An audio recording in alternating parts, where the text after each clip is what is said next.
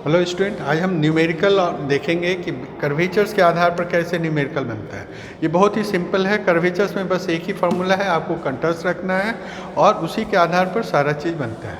Question है find the curvature of the curve. ध्यान रखो, कर्व का इक्वेशन दिया हुआ रहता है, किस बिंदु पर निकालना है सो दिया हुआ रहेगा। सबसे पहला काम, दिया हुआ कर्व है y बराबर x टू द पावर 5, इसको आप डिफ्रेंशिएट कीजिए, यू विल गेट 5x4 और इसे एक बार फिर से डिफ्रेंशिएट करेंगे तो d2y by D x square और 5x4 का हो गया 20x3। क्लियर। उसके बाद आपको ध्यान रखना है क्वेश्चन में एट द पॉइंट 1 1 क्या है। तो एट द पॉइंट 1 1 ध्यान से देखो, dy बाई डी एक्स का वैल्यू है 5x4, उसमें 5x के जगह पर 1 पुट किया 5। उसी तरह d2y by D x square में x का वैल्यू 1 पुट किया, ये आया। तो इस तरह से आपने dy बाई डी एक्स का वैल्यू निकाला, d2y बाई डी एक्स। तुम्हें जो याद रखना है कि फार्मूला रो का फार्मूला क्या था। रो मतलब radius of curvature, 1 plus first derivative dy by D x के स्क्वायर एंड होल का पावर 3/2 और नीचे में d2y by D x square. ये कंठस्थ रहना जरूरी है। उसके बाद सभी का वैल्यू पुट कीजिए, 1 का 1, dy बाई डी एक्स का वैल्यू कितना आया है 5, तो 5 इसका स्क्वायर 5 का स्क्वायर पावर 3/2, नीचे मिटना। इसी को आप कैलकुलेट करें, 5 स्क्वायर बराबर 25 प्लस 1 26 का पावर 3/2।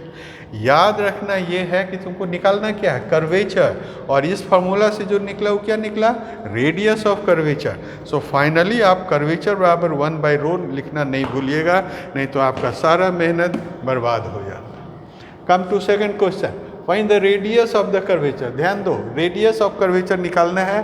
पिछले क्वेश्चन में कर्वेचर निकालना है at the point this of the curve whose equation is this. Very simple, जैसा पिछली बार आपने किया था, दिए हुए जो कर्व है y स्क्वायर बराबर 2x, उसको डिफ्रेंशिएट किया तो 2y dy by D x बराबर 2, इसलिए हमें निकालना है dy बाई डी एक्स कितना, certainly dy by D x 1/y। उसके बाद निकालना है d2y by D x square कितना। तो ध्यान से देखो, ये सभी को क्लियर रहना चाहिए।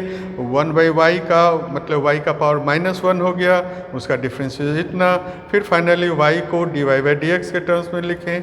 अब फिर यहाँ पे dy बाई डी एक्स पहले इक्वेशन से 1/y पुट करो तो 1/y स्क्वायर इंटू 1/y हो गया -1।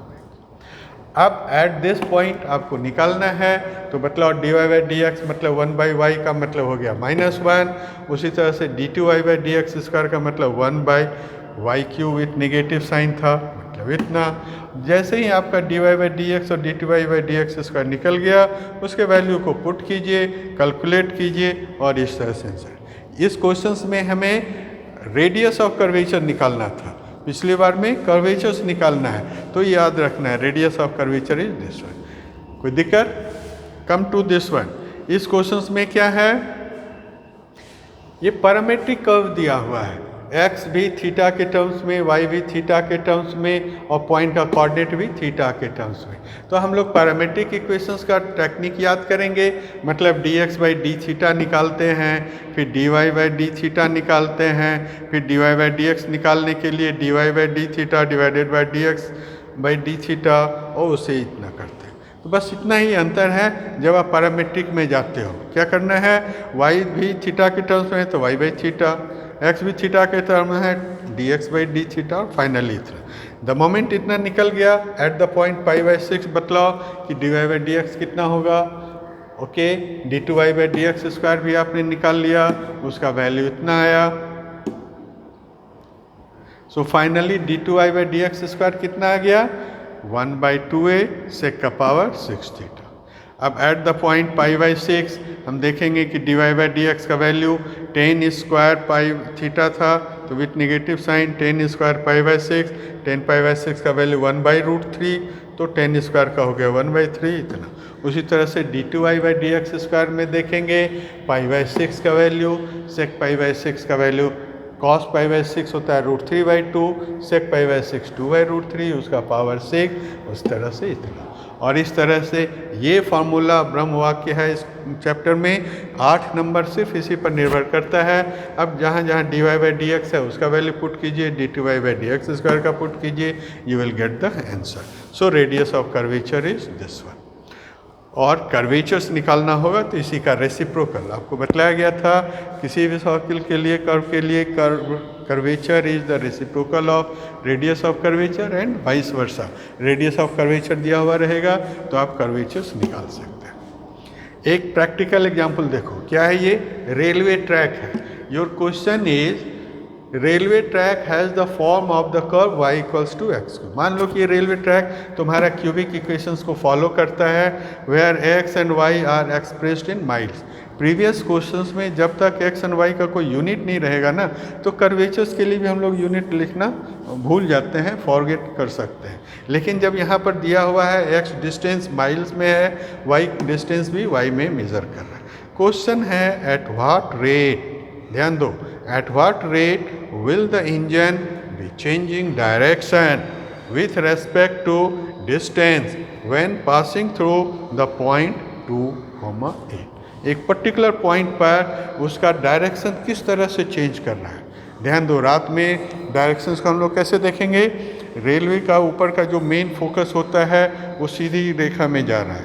जब पाथ आपका कर्व्ड होगा तो इस तरह घूमेगा और उसका फोकस भी उसी तरह से घूमेगा। किस गति से घूम रहा है? क्वेश्चंस ये है, at what rate will the engine is changing its direction. ध्यान दो, क्वेश्चंस में rate of change of direction और कुछ नहीं है, बल्कि इट इज़ द कर्वेचर। ये सिर्फ लैंग्वेज का हेराफेरी है कि आपको चेंज ऑफ डायरेक्शंस पूछ रहा है, ये वास्तव में तुम्हारा कर्वेचर्स पूछ रहा है। सो हमें कर्वेचर्स निकालना है y equals to x cube का एट द पॉइंट 2, 8। हर एक क्वेश्चंस की तरह पहले आप dy/dx निकालिए, तो एक्स क्यू का हो गया 3x², इसका फर्दर डिफ्रेंसिएशन हो गया 6x, एट द पॉइंट 2, 8 निकाल दो तो 1 प्लस दिस, ये कर्वेचर्स या रेडियस ऑफ कर्वेचर्स का फॉर्मूला है। तो इस तरह से हम देखेंगे at the given point 2, 8, first derivative का वैल्यू हो गया 12, सेकेंड डेरिवेटिव का वैल्यू हो गया अगेन 12। सो रो का जो फार्मूला है, फार्मूला में पुट कीजिए dy/dx d2y/dx², तो इस तरह से निकला रो। रो का मतलब रेडियस ऑफ कर्वेचर। हमें निकालना है rate of change of direction and that is given by the curvature. So finally curvatures निकला 1/रो, तो 12 नीचे में था ऊपर चला गया, 145 का पावर 3/2 मतलब 145 इंटू दिस। ध्यान से देखिए, यहाँ पर हमारा यूनिट है कर्वेचर का, मतलब किस तरह से चेंज कर रहा है? इतना रेडियन पर माइल, 1 माइल घूमने में इतना रेडियन इसका जा रहा है। माइल्स आपका दिया हुआ था, थीटा यहाँ पर रेडियन में रहेगा। कुछ एक्सरसाइज है, ध्यान से देखिए। Find the radius of the curvature for the cubic equation. कुछ नहीं करना है, इसे आप dy/dx निकालो, d2y/dx² निकालो, एट द पॉइंट x बराबर 1 निकालिए, रेडियस ऑफ फार्मूला का फार्मूला में पुट कर दो। Calculate the radius of formula of this one. ये दिया हुआ इक्वेशन है, इसका dy/dx निकालो, d2y/dx निकालो, इस पॉइंट पर निकालिए। ये तुम्हारा पैरामीट्रिक कर्व है, इसका जैसे हमने बतलाया था उस तरह से निकालिए और ये करता है। Thank you. इतना ही चीज़ पढ़ना है रेडियस ऑफ कर्वेचर पर, एकमात्र फार्मूला पढ़ना है।